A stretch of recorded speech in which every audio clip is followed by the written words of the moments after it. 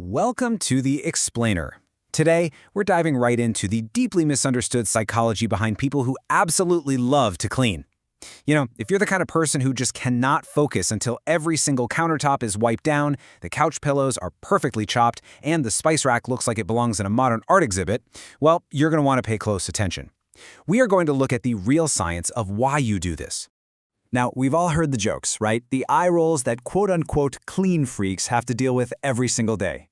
People love to throw around labels. They'll tell you you're being dramatic. They'll say you're overreacting to just a little bit of mess, or they'll completely write you off as controlling. But here's the thing.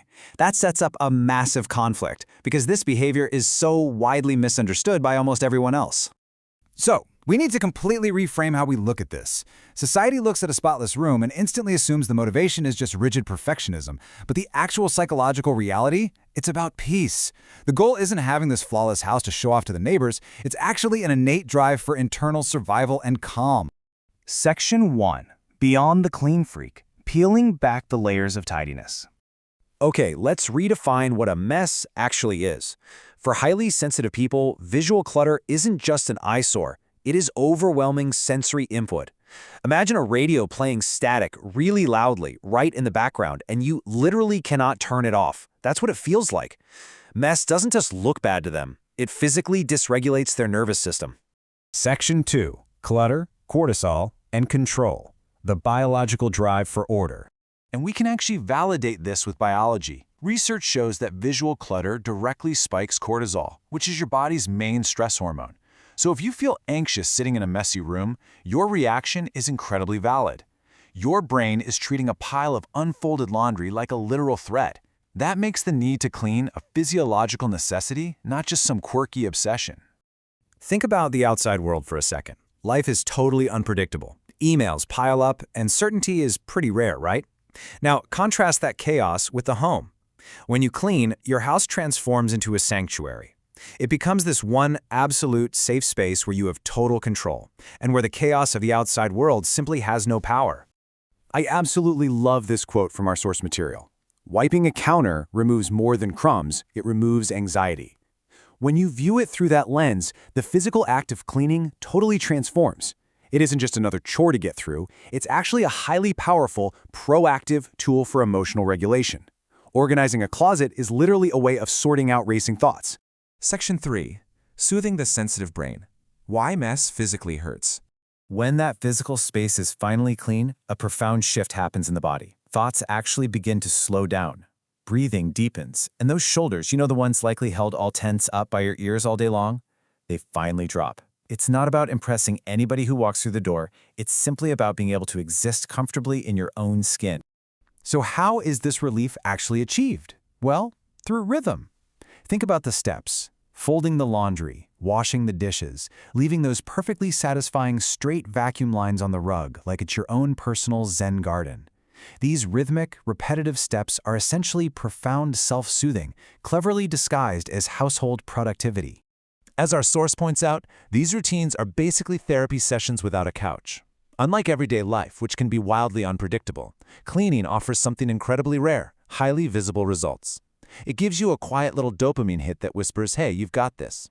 It is undeniable proof, right in front of your very eyes, that you can take action and make your immediate world better. Section 4. Rewriting a chaotic past. Creating the calm they never had. Now, this brings us to perhaps the deepest, most vulnerable layer of this behavior. You see, some individuals grew up in environments where chaos was just the constant baseline. Clutter meant tension, and a mess literally signaled danger. Nothing felt stable. Today, as adults, they use cleaning to proactively rewrite that past. They are intentionally transforming an environment that once felt completely unsafe into a present reality that is stable, predictable, and secure. It's building the home their younger self desperately needed. Take a second and really let that sink in. Every perfectly organized shelf is a promise to themselves that this space is different, that this space is safe.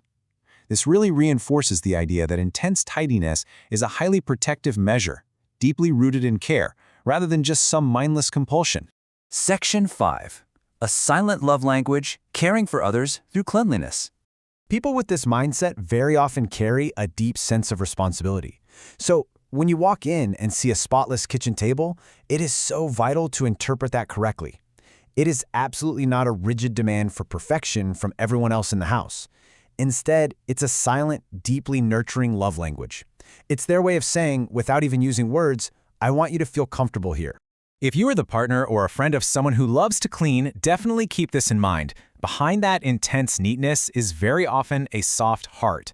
It's someone using cleanliness to feel steady, safe, and enough. The tidiness isn't a judgment of your habits, it's simply their vulnerability turned into action. We really need to normalize this completely. For some people, cleaning is the only time they truly feel fully present in the moment. While other folks might sit down to meditate, or maybe open up a notebook to journal, cleaners, well, they'll scrub and sort.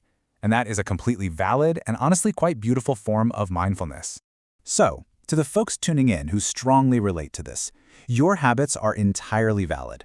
Your need for cleanliness is not a flaw in your personality. You are not being too much, and you are certainly not being too dramatic. You are simply doing what you have to do to create peace in an incredibly overwhelming world. You understand exactly what your mind needs to feel calm, and that's huge. Which brings us to the end of our explainer. I want to leave you with this final provocative thought. How do you care for your inner world by tending to the outer one? Thank you so much for joining me today. I really hope this look at the psychology of cleaning has sparked your curiosity and maybe given you a brand new perspective on an everyday habit. Keep learning, keep exploring, and I'll see you next time.